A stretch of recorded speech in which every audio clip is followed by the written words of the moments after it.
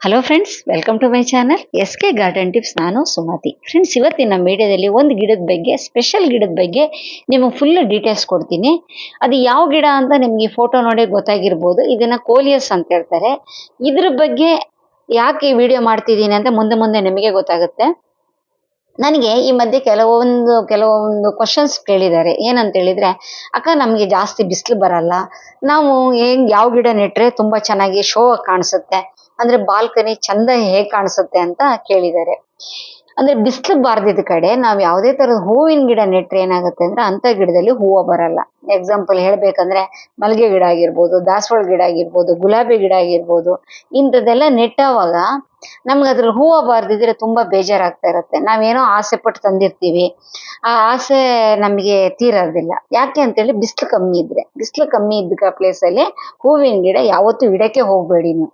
ಅದು ದಾಸವಾಳ ಗಿಡ ಆದ್ರೂ ಕೂಡ ಓಕೆ, ಅಷ್ಟೇ. ಬಿಸಿಲು ಇಲ್ದಿದ್ರೆ ಹೂವು ಕಮ್ಮಿ ಆಗುತ್ತೆ, ಎಲೆಗಳು ಜಾಸ್ತಿ ಬರ್ತವೆ. ತುಂಬಾ ಜನ ಕೇಳ್ತಾರೆ, ನಮ್ಮನೇಲಿ ಬರೇ ಎಲೆನೇ ಬರ್ತಾ ಇದೆ, ಹೂವು ಬರ್ತಾ ಇಲ್ಲ ಯಾಕಕ್ಕ ಅಂತ. ಅದಕ್ಕೆ ಮೇನ್ ರೀಸನ್ ಏನಂದ್ರೆ ಕಮ್ಮಿ ಬಿಸಿಲು. ಓಕೆನಾ? ಈ ವಿಡಿಯೋದಲ್ಲಿ ನಾನು ನಿಮಗೆ ಕೋಲಿಯಸ್ ಗಿಡದ ಬಗ್ಗೆ ಕೆಲವೊಂದು ಮಾಹಿತಿ ಕೊಡ್ತೀನಿ. ನಿಮಗೆ ಬೇಕು ಅಂತ ಹೇಳಿದ್ರೆ ವಿಡಿಯೋ ಕೊನೆ ತನಕ ನೋಡಿ.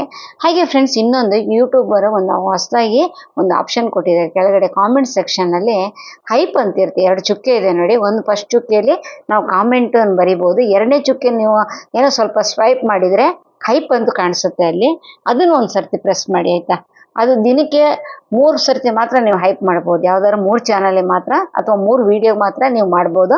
ಅದಕ್ಕಿಂತ ಜಾಸ್ತಿ ಮಾಡೋಕ್ಕಾಗಲ್ಲ. ಒಂದು ದಿವಸಕ್ಕೆ 3 ಚಾನ್ಸ್ ಕೊಟ್ಟಿದ್ದಾರೆ.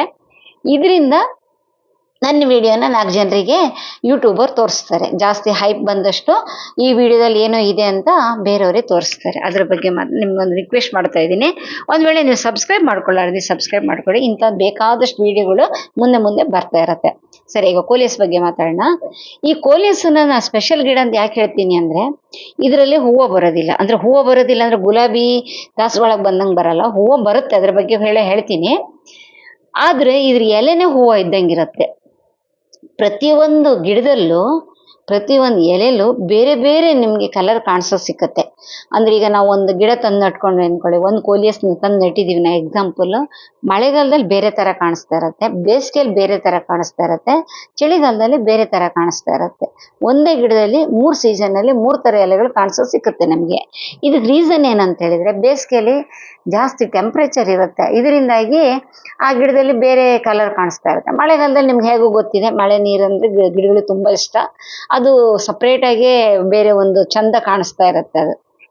ಇನ್ನು ಚಳಿಗಾಲದಲ್ಲಿ ಇದಕ್ಕೆ ಜಾಸ್ತಿ ನೀರು ಹಾಕ್ಲಾರ್ದೆ ಇದ್ರೆ, ಸ್ವಲ್ಪ ಜಾಗ್ರತೆ ನೋಡ್ಕೊಳ್ತಾ ಇದ್ರೆ, ಡಿಫ್ರೆಂಟ್ ಕಲರ್ ಅಲ್ಲಿ ಎಲೆಗಳು ಕಾಣಿಸ್ತಾ ಇರತ್ತೆ ನಮ್ಗೆ. ಓಕೆನಾ? ಈಗ ಇನ್ನೊಂದು, ಇದ್ರಲ್ಲಿ ತುಂಬಾ ಜನ ಮಾಡೋ ತಪ್ಪು ಏನಂತ ಹೇಳಿದ್ರೆ, ಕೋಲಿಯಸ್ ತುಂಬಾ ಇಷ್ಟಪಟ್ಟು ಇದು ನರ್ಸರಿಯಿಂದನೋ ಅಥವಾ ಇಲ್ಲ ಅಂತ ಫ್ರೆಂಡ್ಸ್ ಹತ್ರದಿಂದನೋ ತಂದು ನೆಡ್ತಾರೆ. ತುಂಬಾ ಚೆನ್ನಾಗಿ ಬೆಳೀತಾ ಇರುತ್ತೆ, ಆದ್ರೆ ಇದ್ದಕ್ಕಿದ್ದಂತೆ ಕೊಳ್ತು ಹೋಗ್ತಾ ಇರತ್ತೆ. ಯಾತಕ್ಕೆ ಅಂತ ಅರ್ಥ ಆಗಲ್ಲ. ಫ್ರೆಂಡ್ಸ್, ಇದರಲ್ಲಿ ರೀಸನ್ ಏನಂತ ಹೇಳಿದ್ರೆ, ನೀರು ಜಾಸ್ತಿ ಆದ್ರೆ ಖಂಡಿತವಾಗ್ಲೂ ಈ ಕೋಲಿಯಸ್ ಬದುಕೋದಿಲ್ಲ, ಕೊಳ್ತೋಗುತ್ತೆ. ಯಾಕಂದ್ರೆ ಇದರಲ್ಲಿ ಕಾಂಡದಲ್ಲಿ ಇರೋದೇ ಜಾಸ್ತಿ ಪರ್ಸೆಂಟ್ ನೀರೇ ಇರುತ್ತೆ ಇದರಲ್ಲಿ. ನಾವು ಮಳೆಗಾಲದಲ್ಲೆಲ್ಲ ನಾವು ನೋಡ್ತಿರ್ತೀವಲ್ಲ, ಹಳ್ಳಿ ಕಡೆ ಸೋಣೆ ಹೂವು ಅಂತೀವಿ ನೋಡಿ, ಅದ್ರಲ್ಲಿ ಮುರಿದ್ರೆ ನಮ್ಗೆ ನೀರು ಬರುತ್ತಲ್ಲ, ಅದೇ ತರ ಇದ್ರಲ್ಲಿ ಕೂಡ ಈ ಕೊಂಬೆನ ಮುರಿದ್ರೆ ನಮ್ಮ ನೀರು ಬರೋದೇ ಕಾಣಿಸ್ತಾ ಇದೆ. ಅದಕ್ಕೋಸ್ಕರ ಇದಕ್ಕೆ ನೀರು ಜಾಸ್ತಿ ಹಾಕ್ಬಾರ್ದು. ಇನ್ನೊಂದು, ಕಂಪ್ಲೀಟ್ ಆಗಿ ಬಿಸಿಲು ಬೇಕಾಗಿಲ್ಲ, ಸೆಮಿ ಶೇಡ್ ಸಾಕಂದ್ರೆ ಬ್ರೈಟ್ ಲೈಟ್ ಇರುತ್ತೆ ನೋಡಿ. ಈ ಎಕ್ಸಾಂಪಲ್ ಹೇಳ್ಬೇಕಂದ್ರೆ ಬಾಲ್ಕನಿ ಅಥವಾ ಇಲ್ಲಾಂದ್ರೆ ಮನೆ ಮುಂದ್ಗಡೆ ಸ್ವಲ್ಪ ಮಟ್ಟಿಗೆ ಬಿಸಿಲು ಬರ್ತಾ ಇರತ್ತೆ, ಜಾಸ್ತಿ ಬೆಳಕು ಬರ್ತಾ ಇರತ್ತಲ್ಲ, ಅಂತ ಕಡೆ ನೆಡ್ಬೋದು. ಅಷ್ಟೇ ಬಿಟ್ರೆ ಇದು ಇಂಡೋರ್ ಪ್ಲಾಂಟ್ಸ್ ಆಗಿ ಬೆಳೆಯಕ್ ಬರಲ್ಲ. ಅಂದ್ರೆ ಮನೆ ಒಳಗೆ ಇಟ್ಕೊಂಡು ಬೆಳೆಸ್ತೀನಿ ಅಂದ್ರೆ ಆಗಲ್ಲ. ಇದನ್ನ ನೀವು ಬೇಕಾದ್ರೆ ಏನಾದ್ರು ಫಂಕ್ಷನ್ ಇದ್ರೆ ಒಂದ್ ದಿವಸ ತಗೊಂಡೋಗಿ ಇಟ್ಕೊಬೋದು. ಬಿಟ್ರೆ ಅದು ಜಾಸ್ತಿ 1-2-3 ದಿವಸ ಇಟ್ಟ ತಕ್ಷಣ ಎಲೆಗಳೆಲ್ಲ ಹಣ್ಣಾಗಿ ಉದುರೋಗೋಕೆ ಸ್ಟಾರ್ಟ್ ಆಗುತ್ತೆ. ಅಂದ್ರೆ ಜಾಸ್ತಿ ಇದು ಇಂಡೋರ್ ಅಲ್ಲಿ ಕೆಲ್ಸಕ್ಕೆ ಬರಲ್ಲ ಈ ಗಿಡ. ಓನ್ಲಿ ಔಟ್ಡೋರ್ ಅಲ್ಲಿ ಮಾತ್ರ, ಹೊರಗಡೆ ಮಾತ್ರ ಬೆಳೆಸಕ್ ಬರುತ್ತೆ. ಸೆಮಿ ಶೇಡ್ ಅಂದ್ರೆ ಸ್ವಲ್ಪ ಬಿಸಿಲು, ಜಾಸ್ತಿ ಬೆಳಕಿದ್ರೆ ಸಾಕಾಗುತ್ತೆ.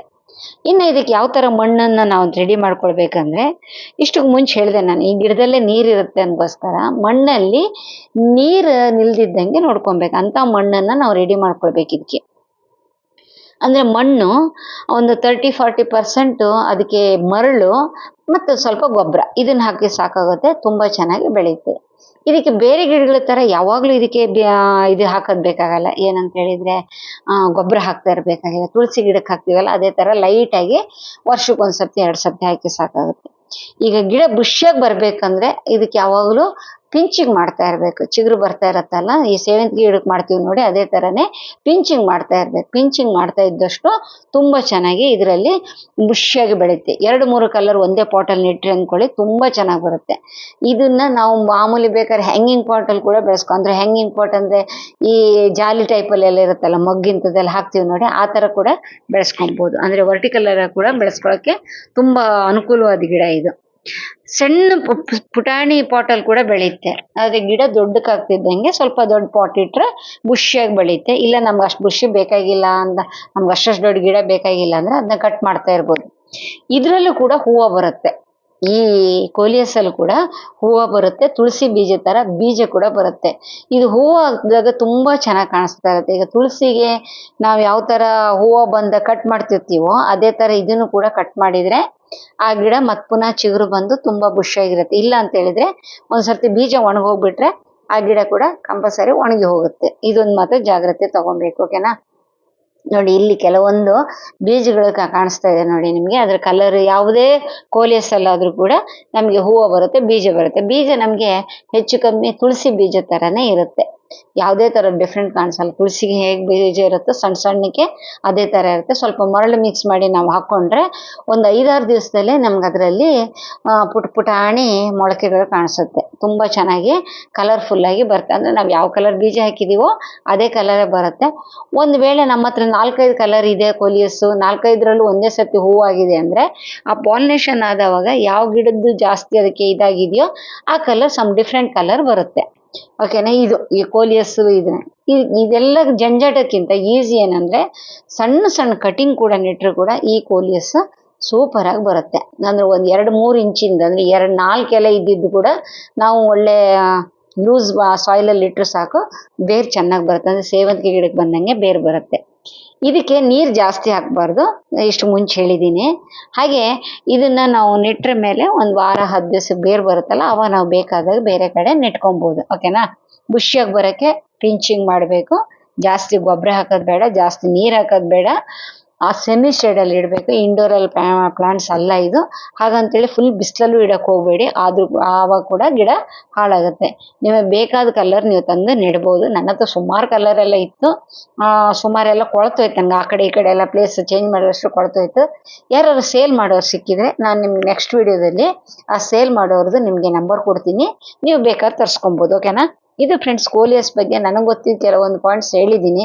ನಿಮ್ಗೆ ಏನಾದ್ರು ಇಷ್ಟ ಆಯ್ತು ಅಂದ್ಕೊಳ್ಳಿ, ಲೈಕ್ ಮಾಡಿ. ಏನು ಅನ್ಸ್ತಂತ ಕಾಮೆಂಟಲ್ಲಿ ಹೇಳೋದು ಮಾತ್ರ ಮರಿಬೇಡಿ. ನೆಕ್ಸ್ಟ್ ಒಳ್ಳೆ ವಿಡಿಯೋದಲ್ಲಿ ಬರ್ತೀನಿ. ಅಲ್ಲಿ ತನಕ ಟೇಕ್ ಕೇರ್, ಬಾಯ್ ಬಾಯ್.